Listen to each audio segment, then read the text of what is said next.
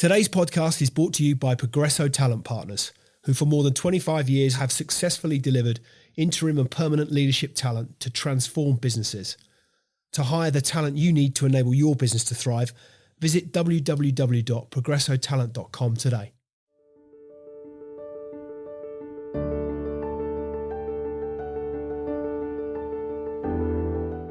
Matt Macri-Waller is a global thought leader in the employee experience space, specialising in how technology can help bridge the gap between companies and its employees. He is the founder and CEO of Benefex, the award-winning global employee experience provider. Matt's vision is now impacting the lives of millions of people at work every day. But despite his business being 10 years old, he also believes we're just getting started. His mission is simple. Everyone deserves to have an exceptional employee experience every day. He believes that when you look at any workplace, no one comes to work to do a bad job or be actively disengaged. There are just a collection of missed opportunities to make the most of every single interaction and experience. Matt is part of the advisory board for KPMG's Global FinTech 100 business and for Salary Finance. He is a Barclays Entrepreneur Ambassador and Advisor and has been nominated as a business hero by The Times and secured a place within the Reward 100 most influential leaders in the industry. Plus, he has a 99% CEO approval rating on Glassdoor. Ladies and gentlemen, I give you Matt Macri-Waller.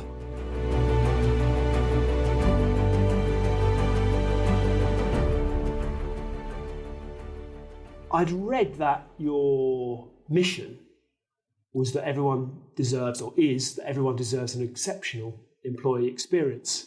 So where did the inspiration for that mission come from? I think for me, it was all from, like, right back at the beginning. I guess I've always come at it from the view, like, no one comes to work to do a bad job, and like no one comes to work to kind of be actively disengaged. I think there's just an inherent belief I have that people, they want to do well, they want to help, they want to be part of something. And so what I'd seen though in organizations was more often than not, like, those opportunities to connect both ends of that, i.e. like the person who really wants to be involved and part of it and the organization connecting with them, were a bit like kind of ships that passed in the night. Yeah. And so it just felt like when I looked at it, that organizations were missing lots of opportunities to kind of bring those two sides together. And I think we've all been in that situation where there's been a positive, right, where you get recognized by your manager or something great happens, or you get that promotion or whatever it might be that you've been working towards, and all the kind of cogs click together for you. And then net is the organization succeeds, as a result of that. And so, but as I said, for me, it was like, when we first started, could we use technology to kind of make more of those connections happen? And for me, it really centers around this idea that everyone deserves to go somewhere where that they believe in what their organization is trying to do, they feel part of that, and they feel that whatever they're doing, whether, we're picking up stuff and wiping down the tables through to, deciding on the next 5 years for the business, that everyone can feel like they contribute to that, but also that their experiences, as you would expect. I think we've all become, much more demanding in terms of our expectations in life generally. Yeah. But I just think for me, I just think that so many organizations don't think through the little stuff and the big stuff. And I just think there was a huge opportunity there to really help organizations design these experiences that really kind of connected with people. So that's kind of where it came from.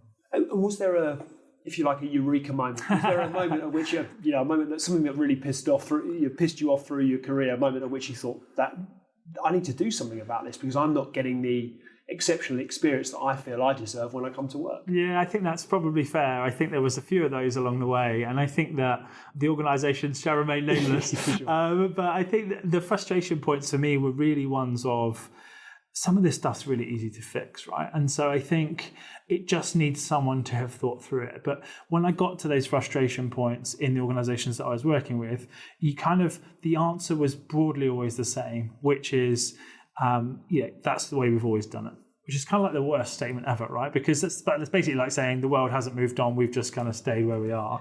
And so for me, there was kind of a growing itch to scratch of kind of like, but why, a bit of that kind of childish kind of why, but also just it felt like we were getting to this kind of tipping point where, a bit like when customer experience came in like 20 odd years ago, when we all started to think about how you connect every bit of how you work with a customer, and you try and make sure that experience is great from that first touch point to the last one, and that you get that kind of repeat visit and loyalty piece that everyone started to think about quite a while ago.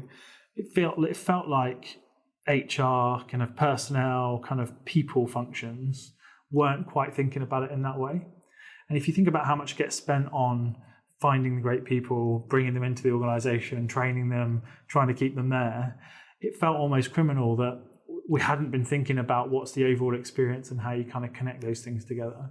And it's everything from if it takes me 25 minutes to get just into the car park, if it takes me a whole chunk of time to then get through the barriers, if it take, I then sit at a chair that's got a broken arm on a laptop that's 5 years old, and then you want me to do my absolutely best work.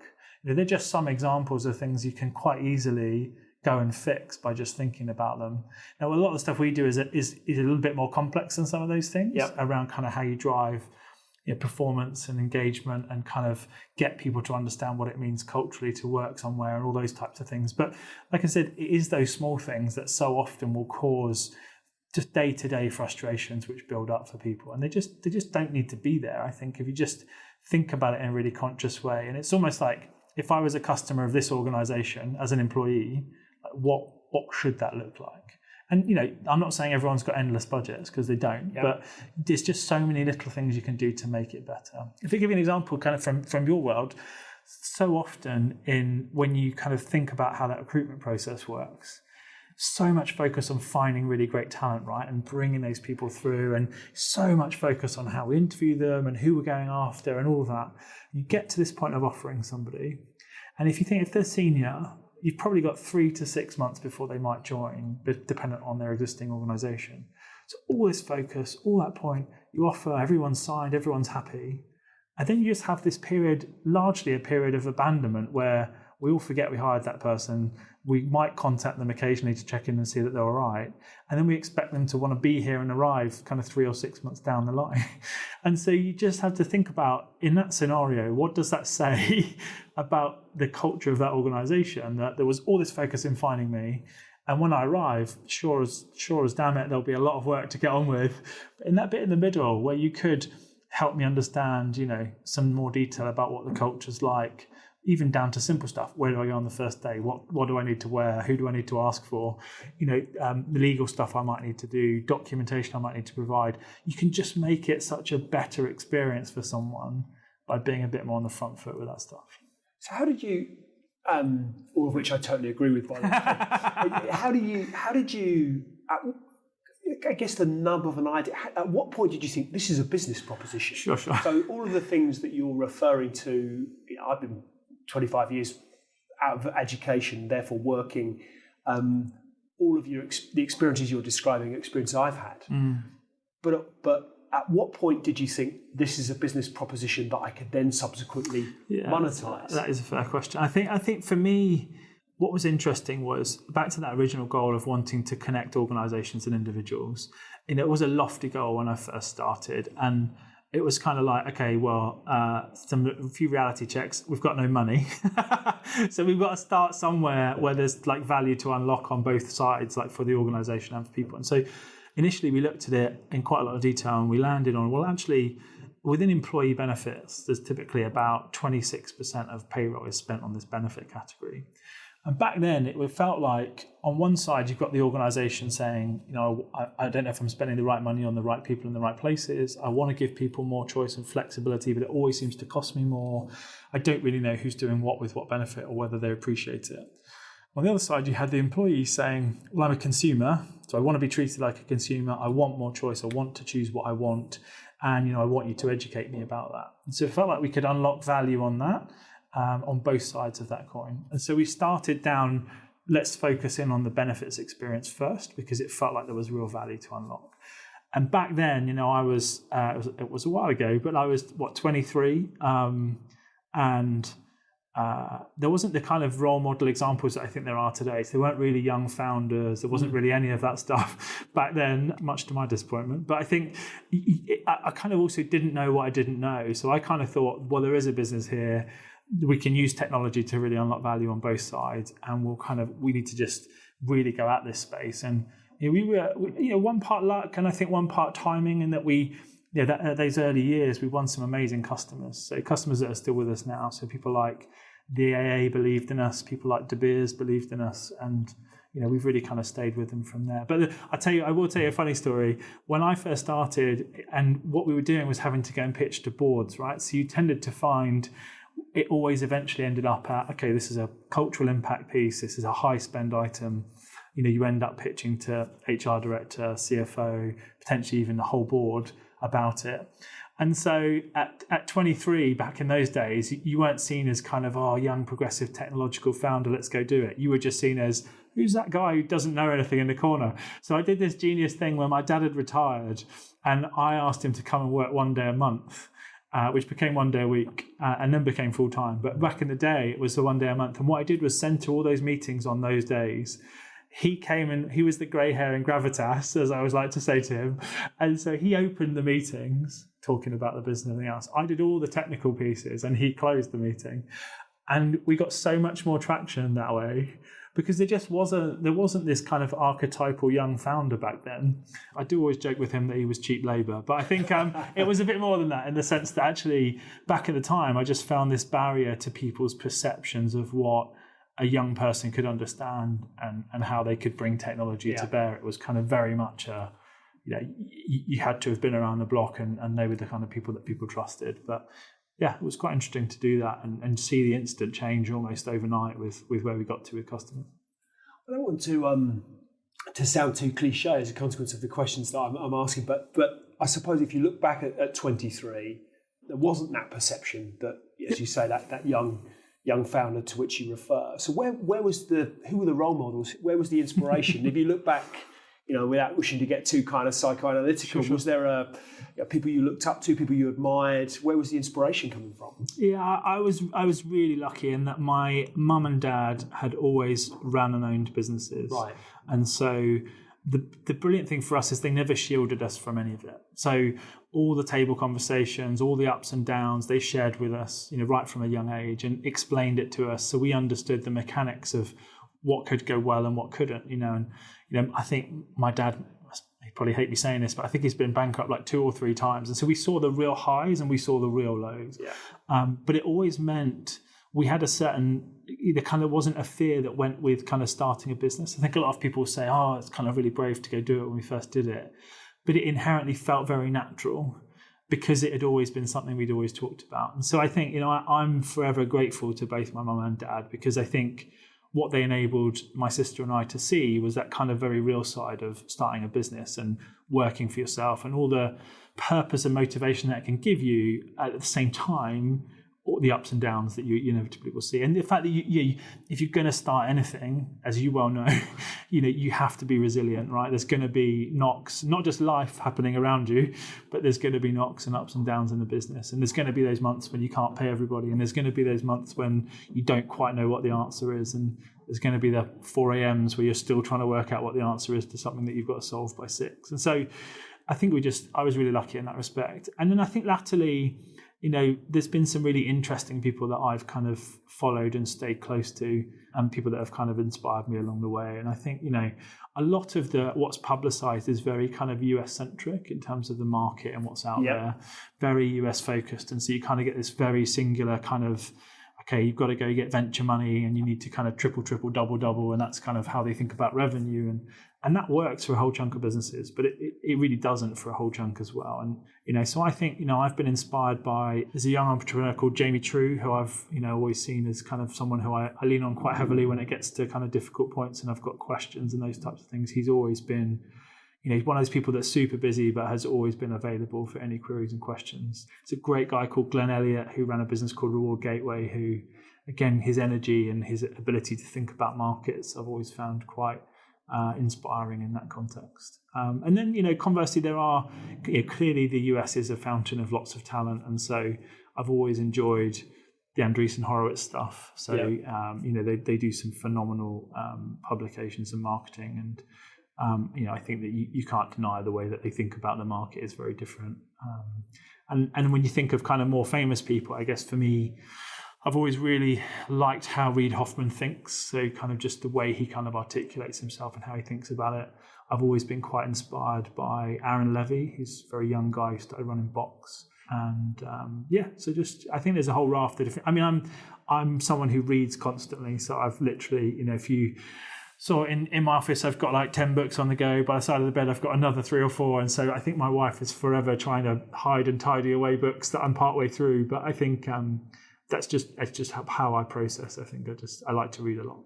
So if you go back to those early days, was there a moment where you thought, a kind of sharp intake of breath, the 4 a.m. moment to which you refer, but was there a moment where you thought, I don't think this is going to work? And if there was, how did you manage to get through that? Yeah, it's weird. I think time gives you very rosy goggles, I think, at times. I remember, and I think my wife would definitely say that I think there were some times when you just didn't know the answer. And so you kind of had to go a little bit on hope, a little bit on gut, a little bit on how much data could you get. But there were definitely times when you were like, I don't know how you can recover from this. And then, you go home of an evening, you sit down, you kind of think it through, you take a little bit of a walk, or whatever it is you do to kind of just clear your mind. And then you go, right, okay, there has to be a way through, right? And there's very few things in life that haven't been solved by someone, parallel or otherwise. And so I tend to think about kind of how you group problems into like, has anyone ever solved it? Has someone solved it? Has someone solved it in your market? And then just try and rationalize it a little bit that way. But yeah, I would be lying if I said there wasn't a few of those. I guess. And there were points at which it felt like there were one every day, to be fair. And particularly when we were growing quickly and you were trying to find people, bring them in, get them to be effective, customer, there was just a lot to kind of juggle in those early days. And I think that there's a big difference between a very well-funded business and a bootstrap business. And I think that bootstrap businesses have some solid disciplines, but obviously one of the things is there's a lot that goes into the people making it work and kind of holding the two ends together a little bit at times. So yeah. Did you bootstrap? Was that the way you went? We did. So we did. I mean, we ended up actually then funding as well. So we were the first investment for business. Business Growth Fund in 2011. So we were their first investment. And I think what we got to was that moment of, that meeting you have where you're like, here's the kind of 50 strategic things we could do. Let's distill it to 10. And we got to the 10 and we were like, this is like really exciting. Like the market's growing. We can see like a path to it. And, hang on a minute, we can afford to do one. It was kind of that moment of like, actually to make a step change in the business, we needed external capital to really do that and to kind of kick on. And so we do always use deals to fund kind of the growth in the business. But what the funding enabled us to do is to really make a step change, and a really significant one. Would you, if you looking back, reflecting, what, if anything, might you do differently? Oof. What would I say to young me? I probably would have said, in a lot of instances, act faster on what you thought your gut was telling you. So that covers, people, that covers when we thought we should go and get investment and then we delayed for a little bit longer. That covers how convinced you were or not about a certain market to go into. I think in all instances, when I got it right, I probably spent a little bit too much time working out had I got it right. Right. And just kind of, I don't think procrastinating, I don't think that would be fair to say. We were still moving at pace, but almost like I probably had the answer at 60% of the data, but I kept pushing until I got to 80% of the data I needed. Does that make sense? Yeah. So rather than like, I probably knew and was convinced. And to be honest, at 60%, you'll probably make as many positive and negative decisions as you would at 80 or 90. Yeah. Because I think the reality is that if anyone says different, the net is, to me, growth in any organization, and certainly the businesses that I've mentored and worked with and funded and all the other stuff I've done since, it's an aggregate of the right and wrong decisions that you make. I don't ever think it's like, there's no business I've ever met where everything that they made a decision on was right. You just have to net out at better. And I think that's definitely one of the big lessons. I don't think I'd say anything else to myself. Maybe the converse of that is maybe view it earlier on as a marathon, not a sprint. I think there's a lot I've done subsequently about mental health for founders is quite poor, certainly the ones I know. And I think often it's the last thing people think about until it's almost too late. So kind of founder burnout is very real. Yeah. And there's a point past which when you've got the market with you, I think you need to someone almost needs to tap you on the shoulder and say, right? This is now a long-term journey. This is a marathon. You're going to need to learn how to manage and have breaks and take time for things that are important, like, whether it's your health or family or whatever's important to you. You perform so much better when you do that. But it took me a while to learn that. Do you think part of the challenge is that so much of what we read, or so much of what gets written about anyway, in terms of the success of founder-led businesses, it's the real unicorns, it's the real standouts. It's, there's 10 guys in a room and all of a sudden Facebook have paid £1 billion for us. Sure, and we've only been in existence for 18 months. There is a level of expectation that says, I start a business, I'm going to be a millionaire or not, if not a billionaire in 3 years. Yeah. So rarely does that happen. And to your point around it's a marathon, not a sprint, I don't think is something that gets perhaps talked about enough because it's not sexy. No, and I think that the interesting thing is that all that kind of, for want of a better phrase, all that founder porn that's out there of like, I got up at 4 a.m. and I was there to watch the sunrise while I did my mindfulness, and then is probably not very real for most people. And I think that there's a reason I therefore find certain books refreshing. Like, it's a very famous book now, but one of the earliest books I read when it first came out was the kind of Hard Thing About Hard Things by Ben Horowitz, because it's a very real view of what it's like to be a founder, that kind of gut-wrenching, it's a very honest account of what it's like, right? Because a lot of the stuff I've ever read or you see is like how amazing it is, right? It's a bit like the kind of Instagram, Facebook kind of view of what it's like to be a founder. So I'll take all those amazing moments and I'll glue them together, and we'll ignore the fact that, just had to go and, I don't know, unblock the toilets or whatever it might be as part of that. And so I think, to me, I think that you're absolutely right. I think a lot of what we get shown is like, unless it feels like that for you, you're wrong. Yeah. Whereas I'd like to see a lot more books come out that are for the 99.999% of businesses that don't get to be Facebook. Because there's still some phenomenal businesses in there and some amazing businesses doing some amazing things for people. And I don't think they quite necessarily get the airtime.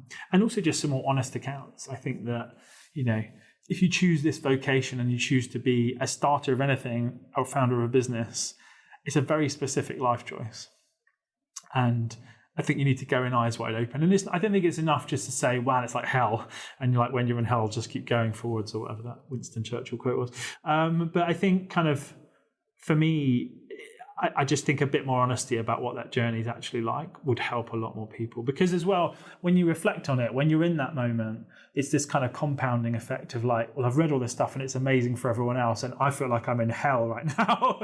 So I must be doing it wrong, or maybe I should stop and give up because clearly it's not what it's supposed to be like. Whereas actually, and I'm a little bit older, the more founders I see go through it, the more friends I've seen start things, you realise at points we're all in hell. And it's just a case of the fact that, those low points are accentuated and low, but the high points are equally so. And so, I just think it's a roller coaster, isn't it? It's a hell of a ride. It definitely is that. Yeah. Definitely is. And I think that's universal. And I think that's definitely one thing that, I've worked with very, very well funded businesses, and I've worked with bootstrap businesses. And I think in all of them, I think that there are massive highs and massive lows. And, I think most of the founders I've ever met, there's was almost a David and Goliath need in them. That's kind of like, I'm going to go prove that I can do this thing that's, against some kind of, take down the big boys or be that alternative or whatever else. And where does that David or Goliath thing come from within you? If you look at even the Silex stuff around know your why, what's your purpose, all those kind of things. So what is it that gets you out of bed in the morning? Yeah, I mean that is 4 a.m. That's in the sunset. Well, I've got 4 kids, so they get you out of bed often enough. And my wife breeds dogs, so occasionally the dogs wake me up. But I think I think the reality for me, I guess, is, when I think about my why, I've always loved looking at a market or a problem and then creating something that then goes into that kind of solves that. And I think it's that buzz I get is actually of really solving those problems for people and watching people use the products that we've built and get real kind of, not just engagement in them, but actually that actually it's helping them to do something that they couldn't have done before. And that really drives me and motivates me. I think as I've gotten a bit older, I like to be involved in businesses that are doing something that's also got an inherent good underlying it. I think there's no surprise that I think the market has seen a growing kind of trend of B Corps and people who are kind of very much got much more of a social purpose to their business. Yeah. Because I think I can feel that for me as the kind of real driver.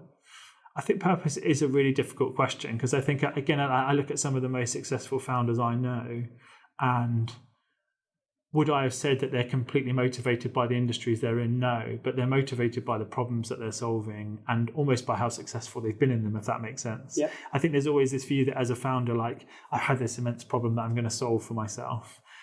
Probably a bad example these days, but was, Travis, as the founder of Uber, was he like completely driven by transforming transportation? Probably not, right? But I think once that success was there and the goal was there, I think that becomes kind of very much a focus and a drive for people. So inevitably, I also think that money's a part of it, right, for people. And it wasn't the driver for me, but in the back of my head, I always had, having seen the ups and downs for my family, it was always financial freedom was one of the biggest goals for me. So it was kind of, could I know that my family were going to be well taken care of if anything was to happen to me? And I got kind of accentuated because I've got 4 kids. 2 of them are on the autistic spectrum and probably won't work. And so it kind of just accentuates that really for me as a kind of, making sure that, we've kind of succeeded on their behalf to make sure that they can be well looked after.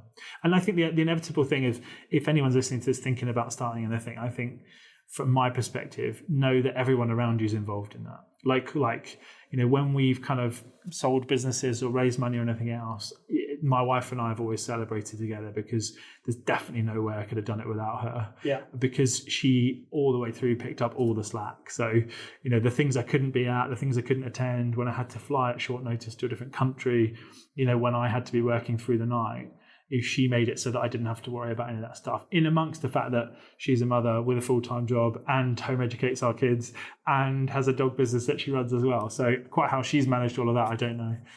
But yeah, all power to her. But I think that's you raise a really interesting point, because it's for want of a better word, starting a business is a lifestyle choice, and it is all encompassing. Yeah. Whether you start off with the very best of intentions to ensure that it doesn't become so, that's not always an easy thing to achieve. You need that support, that network, that framework around you, in order that you might make it happen. Yeah, I mean, 2018 was a really interesting year for me, because I think it was a big inflection point as Benefex really kind of grew up and became a teenager, and we got investment from Bain Capital. And so I was kind of in a reflective mood. And I think what was interesting is the reality was that in various forms in the businesses I've been involved with, I'd been on tap and available 24/7 since 2003. And so kind of 15 years in, you suddenly realize, actually, it was kind of the first real holiday I had post that, where I felt like I had a proper break and the team could pick up everything that was going on and I didn't need to worry. And it was a weird feeling, because it was kind of, as a founder particularly, but I think even, as someone who starts anything and has that accountability, you're always personally on the hook. Yeah. And I've always done largely kind of enterprise technology or financial technology, but I think in enterprise tech particularly, that kind of the founder is the voice of that business. And so you're kind of, praised or the equivalent, depending on the situation. But it was always, almost impossible to turn off during those years. So, yeah. And how do you turn up? Jumping down a little bit, but it's interesting to bring up now. What do you do to? Obviously, you read a lot, and I want to come back to that, because I'm a big reader, but I'm also fascinated by some of the things you might be reading. But what do you do to switch off? How does Macri-Waller wind down? Do you wind down? Yeah, no, I definitely wind down. I think there's a combination of things. So I do get a bit like, I think most parents kind of, my kids are a huge leveler. What sort of ages are they? So my eldest is 13 and youngest is 7. So they were all quite close together. But there's a huge leveler of like, you're walking through the door and what the kids want to talk about is kind of, real in their world, right? The latest game they're playing, or the thing that's happened that day, or, the 2 boys have argued with each other. So, it's all those things that you're just kind of like, this real life, right? So family is a huge energy point for me. I think outside of that, like you said, I do love reading. I've historically loved anything that kind of raises your pulse a bit. So I love surfing. I love motocross. I love anything that kind of is a little bit dangerous. But getting older these days, so. Still brave enough. How long have you been doing motocross? I've loved it for. I was quite late too, actually. I wasn't kind of like 3 years old, and the first thing I did was pick up a bike. But I remember riding on my dad's when we were children. on the back in kind of fields outside of our house. But I didn't really pick up back into that till I was probably early 20s, something like that. But yeah, I've always loved it, And yeah, I'm trying to think. I love movies. I'm a big movie buff. I could bore you about movies all day if you want to talk about any of those. Oh, you can't do one. That's just too. It's too difficult. I agree. I always, when someone says, "What's your favourite song?" You think, don't ask me to pick one. I can't possibly pick one. There are too many. Is there a kind of a go-to movie you think that's the one? That for me is the classic. That's the one that always resonates. I really don't. I don't think I can pick one. I mean, I think you go to the obvious of like cinematically and by design. You can't deny Star Wars, Lord of the Rings, the kind of those huge, I guess, what have become huge franchises now. Are just they're so well thought through, and they bring the stories to life so well. Perhaps a bit more non-obvious. I like films like just films that make you think, right? So whether it's like Inception, Shutter Island, those kind of like, I didn't see the twists coming. Again, much more mainstream, or perhaps a bit less so. So something like Butterfly Effect, which is kind of a bit of an older film these days. But yeah, I mean, there's a very, very, very long list. My wife always laughs that my kind of list of top 100 films is kind of not 100. I do kind of miss the physical collection of them. Like I've still got loads of DVDs at home in one room, but now it's all digital. You just don't quite get the same. I don't get that same buzz of like going and buying something and physically having a look at it. And maybe I'm old school. I seem to have had a lot of conversations of late about vinyl. Yeah, sure. And there's definitely been a resurgence of vinyl. Yeah. But I kind of miss that. There's an element of nostalgia with what I'm now about to describe, but that sense that you'd go out on a Saturday afternoon, you'd go to a record shop, you'd leaf through all the records, you'd look at the album covers, you'd read the inside of the cover, you might even pick up a record, maybe not having heard it. Yeah. You maybe knew the artist, but you were attracted to the cover or the artwork, whatever. All of those sorts of things. It's a little bit lost with downloads, and that makes me sound as old as I am. But I get you. I understand what you mean. The tangible feel of experiencing a film and all that comes with it is a bit of a shame that we might start to lose that. But that's progress, so they tell me. Indeed. So if you come back to the Benefex experience, if you like, and your role within that, what have you loved about it? I've loved the people bits. I think that inherently any business, whatever it makes, however phenomenal its products are, it's still all about the people that are in it. So I've loved the people bits. Not always. People can equally amaze you and astound you, and conversely can frustrate you in equal measure. So people's definitely been a huge bit for me. It's always nice to reflect on milestones and stuff like that, but they're kind of endpoints rather than the processes we go through. I've really enjoyed the technical challenge.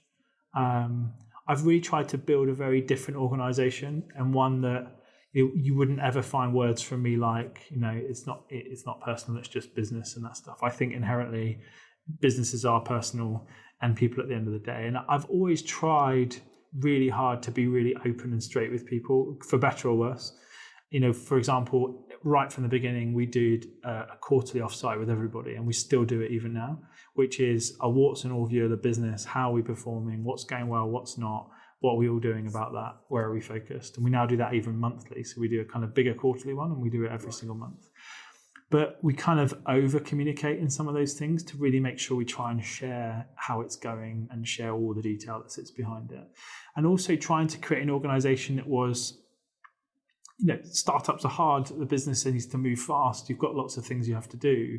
But I don't think inherently they therefore need to not think about people in that process. And, we're really open about people's mental health here. We're really open about challenges that people may have.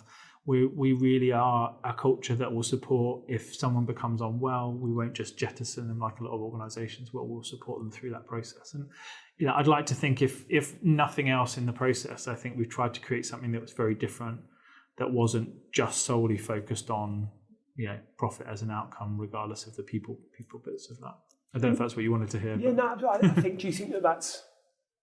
This might sound somewhat simplistic and broad sweeping, but that's how business has started to evolve. We've become very much more aware of employee welfare, employee well-being. I think generally, from a societal perspective, very much more aware of mental health and all the implications around that. Always fascinated me that you go to you play football, you break your leg, they put a cast on it, and everyone says "poor you." because it's very tangible, but you start talking about mental health and people's natural reaction historically would be one of perhaps pull yourself together. Yeah. We've got much better at having a discussion around that and all that would entail. I think that's got to be continue to be the direction of travel, and definitely. I applaud those that support that. Yeah, and I do think the market is moving there. I think some organisations find it harder than others, and I think that the reality is, for me, I think that we've got to get to this place where it's, people understand it's okay to not be okay. Yeah. We all have ups and downs, and I think if there's one thing life will throw at you, it's a lot. And so how you might feel today will change over time. And so, just because I'm struggling now doesn't mean I always will. Just because I was a top performer doesn't mean I always will be. And I think the key of what I try and get across to people is that you just need to really build a framework for you that enables you to feel resilient, and that you just try and understand what triggers that. So how you sleep, how you eat, how you think about things, how you process things. Everyone always leaps to kind of, let's talk about mindfulness and those types of things. And if that works for you, it can be phenomenal. But I think you just have to understand what causes you to feel that way. And it can often be nothing to do with work. Most people actually suffer from mental health problems, in my experience, from outside factors, but work compounds. And if you can't identify that early on, and you don't feel like you can talk about it, people clearly get to this kind of bursting and breaking point that often you see. I still think it's criminal for men because, still, 4 out of every 5 suicides are men. Yeah. So I think we've got to do a far better job of supporting each other. Yeah. I always envy when I look at my wife or, friends, they're kind of just very open to talk about how they feel, and there's nothing wrong with having a cry or a bad day or whatever else. And yet still for men, it is still that pull your socks up a bit, right? If you kind of get upset, it's still that uncomfortable, I don't know what to do feeling. And I think that hopefully that will change generationally. I wonder though, part of as I mentioned earlier, I've got kids too, 16 and 17, so a little bit older than yours. But I look at the world for some tips over the next few years, because I feel like we're getting to the interesting bit now. It's great. I'm not sure I'd have that many tips that I would, successful tips I would share, but they may tell you differently. But I think one of the things that strikes me is the world that they're growing into, and that whole issue around, to your point, everybody's got their issues, everybody's got their challenges and their opportunities, and there's no right or wrong. They're different for everybody. And I think part of the problem is that they exist in a world that, certainly I didn't exist in when I was a teenager, whereby we get these little snapshots, windows into people's worlds now that look perfect. So social media affords the opportunity to perpetuate this my perfect life myth. Sure. And they measure themselves against that. So, clearly it's only a snapshot, a moment in time, but that perception thing is that life looks perfect. Why isn't my life perfect? And so I worry sometimes as I reflect on the way that society is driving that. On the one hand, we're sat here now talking about mental health in a way that, as two guys, probably 20 years ago, even 10 years ago, it would never have come up in conversation. Now we can have this conversation, and that's a good thing. But yet at the same time, there's another swell of perfection that exists that is just simply not reality. And that is pushing against what I think the kind of discussion we're encouraging. I don't know what the answer is to that, but that's one of the things that might concern me as my kids are evolving and growing into a world that says there's a perfect life out there. It doesn't exist. Yeah, I don't disagree with that, and I think there is no perfect answer from everything I've certainly read. I mean, the bit that worries me almost as much of that is the way you get these polarized opinions that are happening as a result of social media. And so I've always brought up in a way to believe that inherently, if someone didn't agree with your view, that the best way to understand their perspective was to debate about it and talk about it and hear them out, listen to what they had to say. And you still might walk away completely agreeing to disagree, but you would have the debate. Whereas it seems that social and, indeed political and current climate just seems that we've kind of edged towards this completely polar view of like, that's my view, you're wrong, and I'll tweet about that, and that's it. And we've just kind of moved away from discussion, and we've moved away from the ability to actually converse with differing opinions and get to what might be a good outcome. And I think, and that worries me, I think, for my kids, because they kind of look at it in a kind of, oh, okay, so it's kind of that side or that side. And I'm kind of like, well, if you read both sides, make up your own view, right? So really think about it. And if you want to talk to people on either side, then we'll find people who've got those views and we'll have that discussion and debate. But it isn't just quite so black and white always, in the sense of, in the world, there isn't just it's this way or it's this way. There is lots and lots of areas where that middle way is also fine. You can find your own path in all of that. And I think I really struggle with that with social media, because I just think it's so polarizing, and the more you follow with the same voice, the more the same voice comes up, if that makes sense. And I just think you get this kind of singular view of the world. And in some ways that's great. One of my kids is absolutely fascinated with Japanese computer games and all those kind of things. And so they can go and follow those, and inherently they see loads of more content and more people like them who, and they feel part of that kind of tribe. And I think that's a really great thing. But if you flip that on its head and you think about, a difficult view of the world, where you've got someone who maybe like Trump, who's a bit more polarizing, if they were to suddenly sign up to a whole set of people who were following a particular individual of a certain set of beliefs, you suddenly get this amplification effect that happens, where all they see in their feed, all they hear about, is that one particular topic and view. I think you saw a lot of that with Brexit, and a lot of that with kind of all of those kind of things, where you just had, the second you got involved or started to kind of follow any of those things, you forever saw all of that. And I don't think you saw a lot of either side. I think you saw a lot of whatever the view was you followed at the beginning.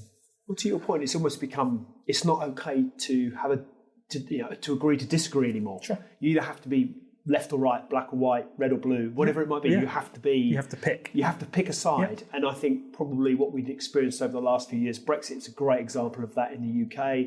I think we see with US politics then starts to feed through to the rest of the world, and how certainly the Western world, in terms of how we think. You have to pick a side.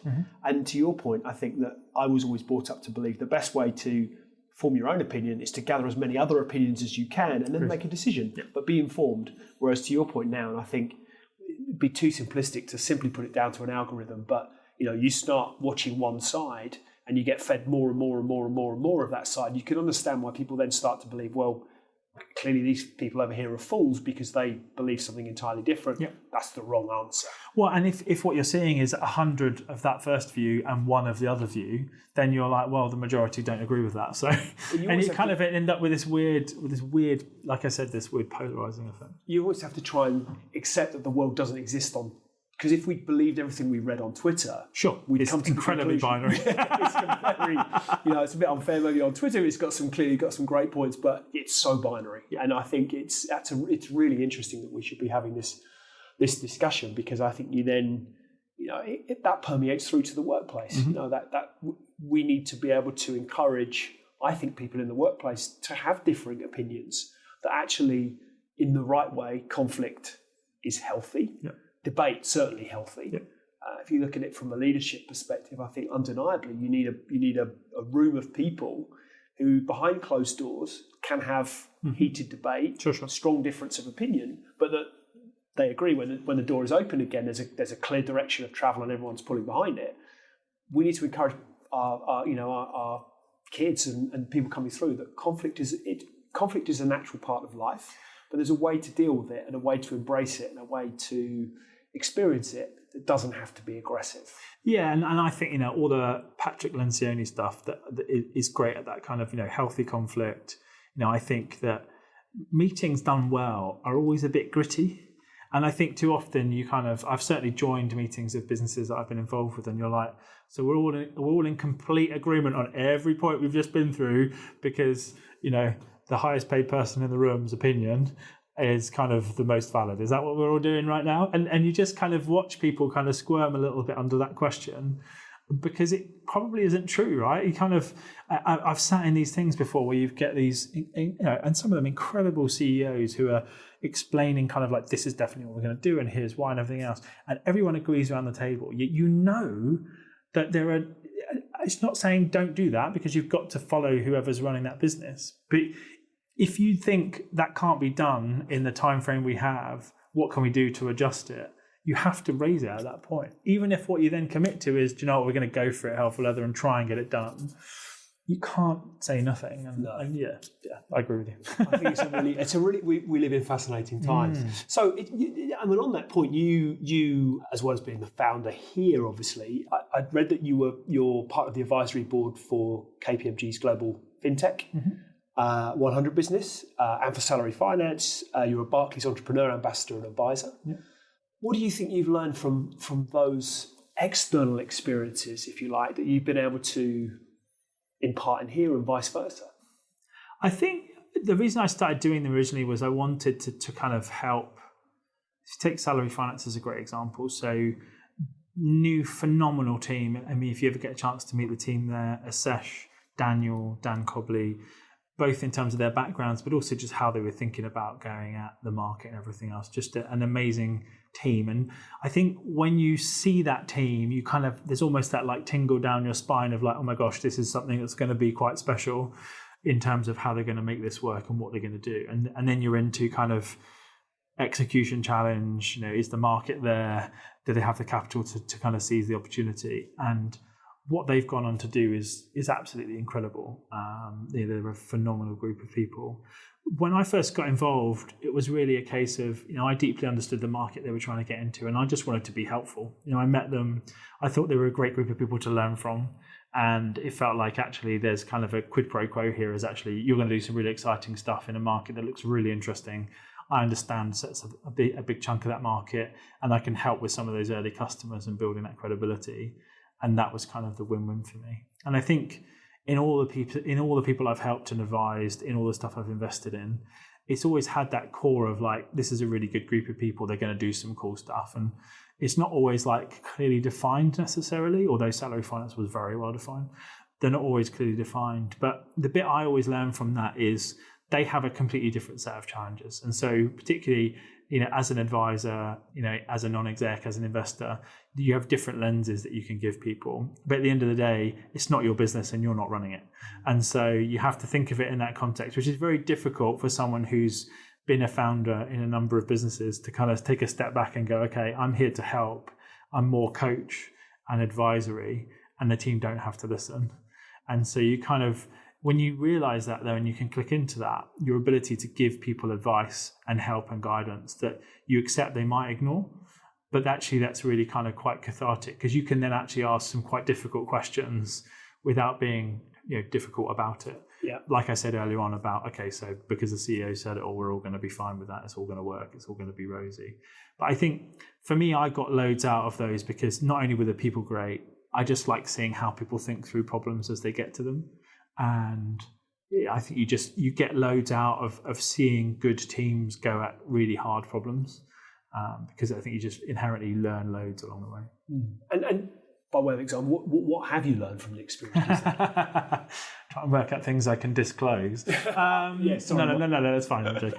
So, I think if I look at how let's take public information. So if I look at how they thought about funding, so Salary Finance is owned by Blenheim Chalcott, which is quite a unique organization in the sense it's a venture builder. Yeah. So actually they find great entrepreneurs or great people who want to be an entrepreneur, and they give them enough capital to really go at a big market. And it's very different. So effectively what they're doing is they're saying, okay, we'll take away the issue of funding and we'll solve that for you. So however big it's going to get, we'll kind of solve that issue of funding. And if you take Salary Finance, huge market, huge opportunity. And what the team were able to do was really, really focus on how do we scale this thing? Yeah. And how do we really, and that's not to say they never had to think about funding, because obviously they did. And, part of what they do is loan money and all those types of things. And so you've got to make sure those things line up. But, one of the things I learned from that is what in the right market with the right timing and the right capital, what you can do. And it was brilliant to be in those meetings because you suddenly had and I would always call it a US-centric view of the world, where it was almost like, what do I need to believe to see that this thing's going to be huge? And it totally flips the conversation when you're having it. It's not like what can I afford to do today to get to tomorrow and grow this business? It was almost like, if I apply this capital, so this money in this place on these teams or people or bits of the market, what could the outcome be? How big could it get?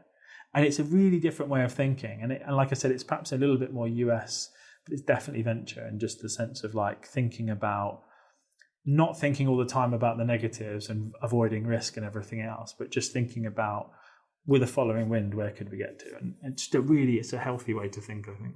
If you look at the advice that you're imparting, if you reflect back on your own experience, is there one piece of advice that perhaps has been given to you that you would say is the real standout, that's the best piece of advice that ever you've been given? A few, probably. One of the real standout ones is don't make permanent decisions on temporary feelings. Because I think that too often you see people making very, very specific, non-reversible decisions on how they might feel in a day or how they might have felt based on one person's feedback. And so it's quite hard because doing this kind of stuff is quite emotive and it's very personal, and you can get very kind of caught up and drawn into it. But at times you have to take a little bit of a step back and say, okay, like, am I making this decision for the right reasons? One of the other big ones for me was just, you need to spend some time on it, not in it, which was a really specific piece of advice early on from somebody that said, take a chunk of at some point in the year or multiple points in the year, take a step away from the business and just spend time looking at it from a kind of third person perspective. So rather than being in issues every day, book it as holiday almost and go away and look back at, are we where we thought we would be? Are the team right? There's a whole set of things you can do as part of that. But the concept of working on the actual business and its structure and the team and everything else, rather than like in the day-to-day, was quite a difficult transition early on. And I think a very difficult thing in practical terms to do. Yep. Because I guess, again, a broad sweeping statement, but so much of what I see is that we place increasingly less value and virtue on thinking and a real focus on doing. So the value is in doing. So that I'm sure I won't name names, but I've certainly had conversations. I love to read, a bit like you, but I lost count of the time I would have, someone would have walked into a room and said, have you got a minute? And you're reading a book and, you're not doing anything. Well, I'm reading. Now, once upon a time, that might have afforded me great virtue. People would have said, yes, he's a thinker, he's an intellectual, he's a philosopher. I'm clearly not.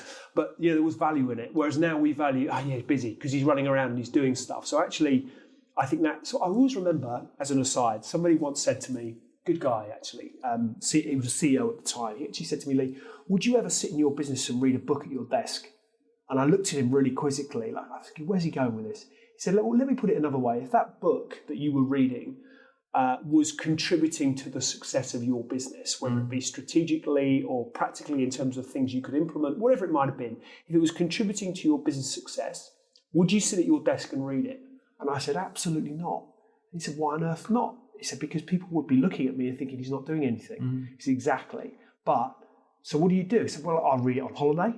I'll read it in the evenings. I'll read it in my own time. Or, but I'm running a business. Is it your own time? There's always that blur, isn't there? Sure.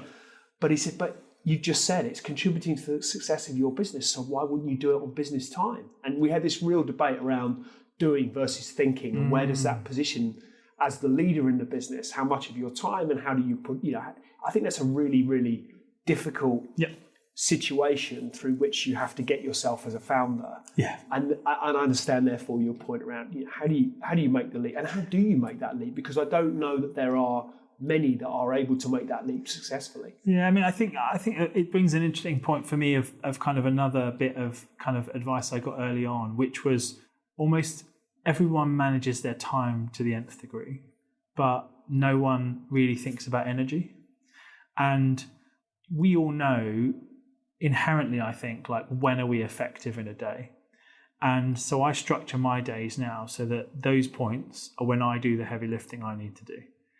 Without distraction, without anything else, I will just, unless there's a real fire, an emergency, right? But by and large, I'm left alone to focus on the heavy lifting. At the points in the day, I know I'm most effective at those things and I can do really heavy work.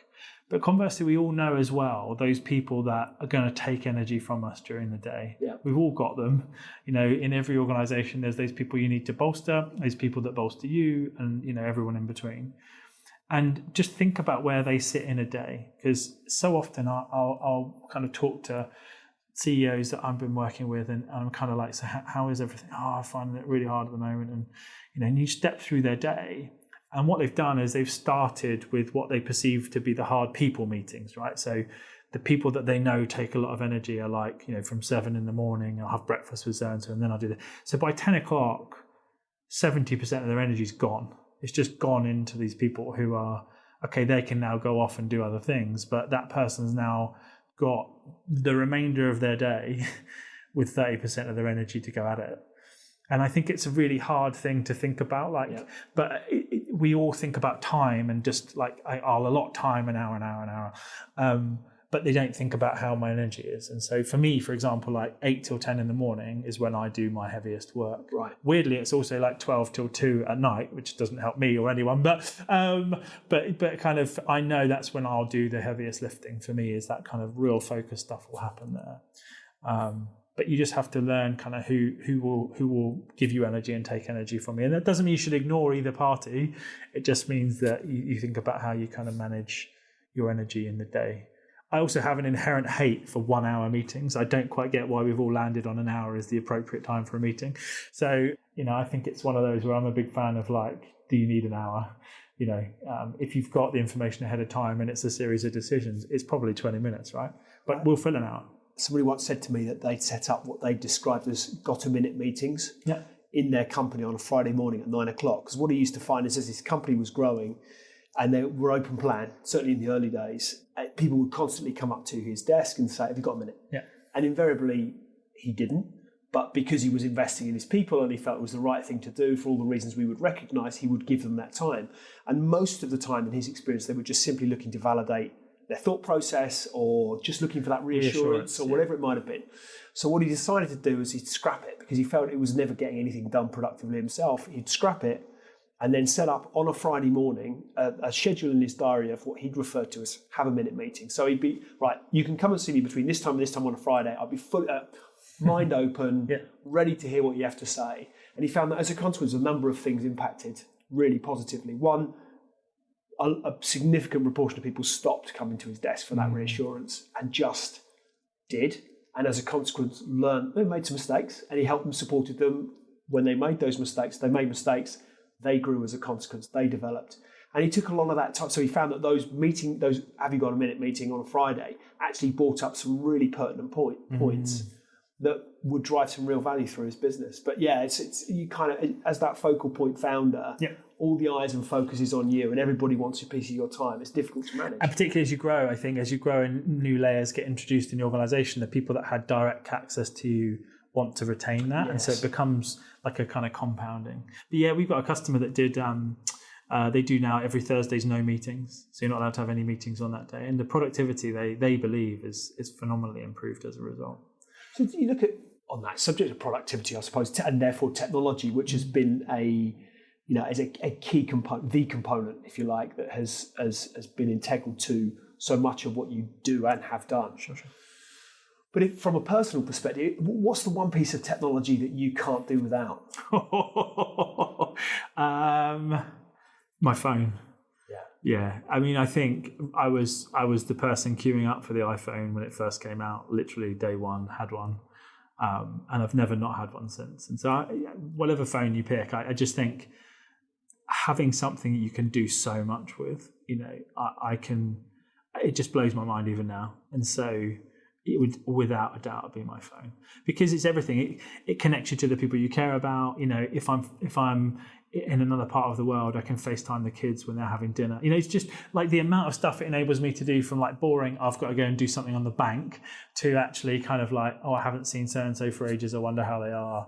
And everything in between. It's kind of, I don't think there's one device that's kind of had that much impact on me as that. And it's always to a point now whereby once upon a time when you left the house and did a quick check, keys, wallet, phone, it's now kind of phone. Yeah, it's almost 100%. Pretty much 100%. Yeah, it literally is. You can do everything else in life. Yeah. And so in terms of that focus around technology, sure. What excites you about the way that technology is evolving in business? I mean, is there one particular innovation or vision that you have as if you like, as to where the future is headed that really excites you? There's a lot, actually. There's a lot that excites me. I think there's kind of excitement and a bit of trepidation in kind of equal measure. I think that the bit I can't quite wrap my head around is we have all these tools inherently to make us more efficient. Yet I think net productivity hasn't really increased. No. And I think that Statistically, that's certainly true in the UK. and it kind of sits, and that kind of gnaws away a little bit in the back of my mind as to why that doesn't feel the case. But then when you think about it in reality, that's probably true, right? And now every single application I almost use has its own inbox. So I've got work email, I've got a collaboration platform that we use, which has its own inbox in it. I've got personal email, I might have a few of those accounts. I've then got LinkedIn, I go and see LinkedIn. I've got an entire, there's another. So you go to, I don't really use Facebook, but, you go to any of those kind of social channels, they've got an entire inbox for you to look at, people reach out. So you just end up with, I feel a little bit at times like a slave to the mailbox. And there's some products coming out now where they're actually aggregating all of those into a single view, which sounds like a crazy thing, like one mailbox to rule them all. But it feels like that single view of all those things going on is actually quite helpful. Because they're just absolutely you struggle with the kind of real insight from the noise, as it were, as part of that. But I think technologically, I guess you can't ignore the progress that's being made in all forms of AI. Probably less of the dystopian view that it's going to take over in the near term, but there are obviously some scary stories. I think artificial general intelligence is a long way off, personal view. There are mixed views. I think more inherently scary for us is the ability to actually get machines that do very specific tasks phenomenally well. And there's a brilliant thing on YouTube. If you Google slaughter bots, I don't know if you've ever seen it on YouTube. But it basically shows, it's a bit like an Apple presentation, but it's like kind of spoofed, but it's all about these little drones that they release that you can't shoot because they can avoid you because they've got sight, and basically they carry an explosive so they can fly towards someone, land and explode basically. And it talks about kind of how that changes the world. And I think inherently that's probably a little bit more scary than anything else. So I'm really excited about what's possible to solve. And even if you just look at some of the core underlying applications that, we now have AI that can detect cancer better than a radiographer. We now have AI that can look at various different trends and help you with whether it's genome sequencing, DNA sequencing, the likelihood of you picking up certain illnesses. So I think this idea of AI as a kind of co-pilot to help us make better decisions, whether it's about health or whether it's about who we give a loan to or whether it's about other life choices, I think is a massively exciting space. And everything I read in that space just makes me more excited about what we're getting done. The converse is, there's some risk in that, right? So bias is inevitably built in a lot of those systems. So it's difficult to kind of work our way through that in a kind of clean way. And, I think that way ahead of artificial general intelligence will, autonomous weaponry in its general sense is a worrying space for me. And I'd like to do more in that space to kind of raise awareness of that. It's not really my field, but I've read an awful lot about it that kind of makes me think actually, there's some people who say like kind of, robots fighting robots, well, that feels like a better thing than people, right? And I kind of think they're missing the point in the sense of the overall danger to individuals is significant. So I think, I'm very excited about AI. I'm very excited about where the market's going in terms of, augmented reality and virtual reality, seeing my kids using their VR headsets and how it kind of unlocks this world. I just think having two children with significant disabilities, I think what's interesting is if you see what VR can unlock for somebody, I think there's just so many use cases of what it will enable people to do in future. And that could be as inherently uninteresting as like, I can really physically join this meeting and see you all at work, right through to, if I have become paralyzed, how can I still experience some of those things that maybe I physically can't do anymore? But that I could go and do that. So there's loads of technology stuff that excites me. I could probably bore you for ages about it. But I think inherently, I'm still on the camp of kind of AI for good overall. But there's a few worrying kind of avenues off that if we're not careful. And I'm also kind of excited about where things like VR and those types of things can go. I'd love to believe in blockchain. I'd probably get lots of comments for not saying that I do. But I think I've not seen the kind of killer use case for it yet. It feels like it's, if I need to read lots about it to understand it, which I have done, it feels inherently like it's not going to quite catch on as quickly as you might like. Yeah. And so you can see lots of great use cases, but I think some of the greatest future companies that will be hidden underneath and just an inherent use case for what sits on top of it and what it delivers in terms of value. But I'm less excited about that, if I'm honest, just because I think the practical applications are a little bit of a way off. How about you?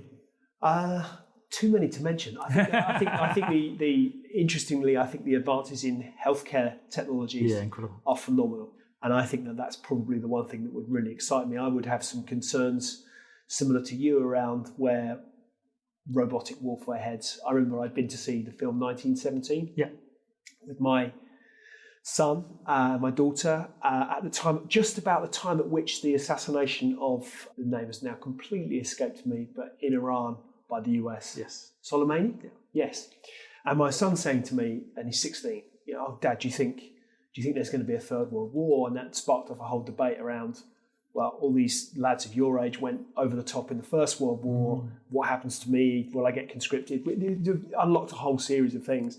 And actually we ended up with that conversation around, that arguably any sense of war now will be missiles or weapons delivered in an air-conditioned room on a business park somewhere by remote control, which in itself felt incredibly scary. So I think things like that, those sorts of technological advances, I'm not, they would concern me, not keep me awake at night, they concern me. But I think the flip of that is that we're advancing so incredibly with respect to medical technology and healthcare technology. So I think that's hugely exciting. So what's the one thing that you've always wanted to do, but that you've never had the time to do, that you're going to do? That you want to talk about? Yeah, sure. I guess we've always said so we homeschool our children, so we've always said we'd love to do Route 66 properly, so like Winnebago, go do the whole drive, do all of that as part of it. So that's still definitely on that list. We were going to do it prior, kind of as part of our honeymoon, but we had the opportunity to buy a house, and so we spent the money on that like people do. But yeah, that would be definitely on that list. There's loads on that list. I just try to think it through. I think my wife and I both love boxing, so having just watched the fight over the weekend, sitting ringside, I think to see some of those legendary heavyweight fights has been good fun to do. Yeah, I'd like to do more of that. Do you box yourself? No, I'm not that brave. I'm also not that fit these days, so maybe I should work on that bit. There's one business I'd love to launch as well, which is all in the space of, inherently, I think a lot of when people pass away, you slowly miss a whole set of kind of information and context around them. And I think I'd love to have a business that enabled people to record, not just a digital will, but actually leave messages for people that are future dated. I've had some friends who have taken their own lives. I've had some people who've died far too young and weren't there to see their kids grow up. And I think there's a real opportunity to have an application that enables you to deliver future messages to the people that are important to you, and also tell a bit more about your story, right? Because I think I look at my granddad. One of the things I did before he passed away was a whole set of interviews with him of all the great stories that we knew he'd told over the years, and what he did during the war, and how he set fire to one of the latrines in Egypt, and all these scorpions flooded the camp and everything. So there was just loads and loads of great stories that we'd all heard over the years, but we knew that if we didn't get them down somewhere, that they would fade over time. And it was just, I think that there is been so much focus on documenting life in social media and those types of things, that I think there's, inherently death is a part of life. But actually, I've always loved that film. I don't know if you've ever seen that film, P.S. I Love You, where I want to say yes. So they're going out for Gerard Butler. So they're going out. And he effectively passes away, but he leaves her these notes about moving on, and kind of one to be delivered at certain points during the kind of following period. And I've always felt like if it was me and I was kind of diagnosed with something, that I would really want the ability to say something personally to my kids at a future date in time. I had somebody that I went to school with actually passed away from cancer very young. He would have been in his late 20s, maybe 30, but he'd had a daughter, and I think she was probably 2 or 3 when he passed away. But he wrote cards before he died for the big moments in her life. So an 18th birthday, 21st, a wedding day card, all of those sorts of things. First child. He wrote them and left them with his wife, that she might then give them to their daughter when the time came. And I think that's just such a wonderful thing. Yep. And actually, when we were talking now, the thing that came to mind, I don't know if you've seen the Ricky Gervais series Afterlife. Yes, I have. Yeah. But I know it's obviously a comedic example, albeit quite a dark one. But even through that, she leaves a series of videos, doesn't she for him? Yeah. So I think that's a wonderful idea. There's nothing like that around, I guess. No, we should possibly this bit. But if someone wants to go build it, I would definitely be a supporter. It's a super idea. But it's just, I think it's inherently, we've all had those moments of loss, right? And I think for me, there's nothing more comforting than I go back. When I think about my granddad, I go back and listen to those moments, and it's got my granddad in it and my nan in it. And in each other's, they're in both, right? Because she's wandering in and out, with offering him cups of tea and all sorts of other stuff. But it's just, I think too quickly memories fade. And I think what got me there is like seeing people that had passed away and their Facebook kind of stops, right? It's kind of a static moment in time, kind of almost like becomes a shrine to that individual. And I get why, that's what Facebook does, and that they've taken a lot of time to look at their policies around what they do and once people have passed away. But I think for me, I just think that there's a gap there that someone should do. I think that's a super idea. I really like that. So what do the next 5 years look like for crystal ball gazing? What do the next 5 years look like for you, Matt? I guess for me, it boils down more to kind of like the themes of what I would want to be doing. And so I think I want to be solving difficult problems with some really smart people, and I get lots of energy from that. And so that's kind of, whether that's in this company, other companies, partnering with companies, whatever it might be, I just get lots of energy from that. So that's, if I can continue to do that in any guise, then that's going to kind of be where I'll be largely focused. I think that inevitably there'll be, as much time as I can with the family and the kids, because they are only young ones. And we bought an old Victorian rectory, which definitely, I don't know if you've ever seen that film, The Money Pit, but it feels a little bit like that occasionally. Yeah.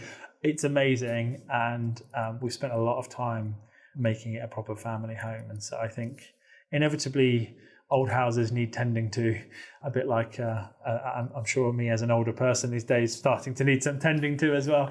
But I think, I think, for me, I think it's just, I like to be around people that make me feel energized and that I kind of feel inspired by. Fantastic. Thank you. Not at all. Brilliant.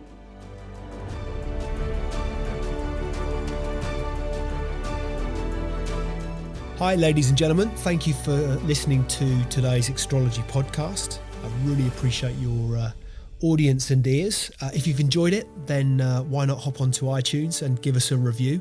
I'd really appreciate anything that you might have to say. Any feedback always gratefully received, and look forward to hosting you next time. See you soon.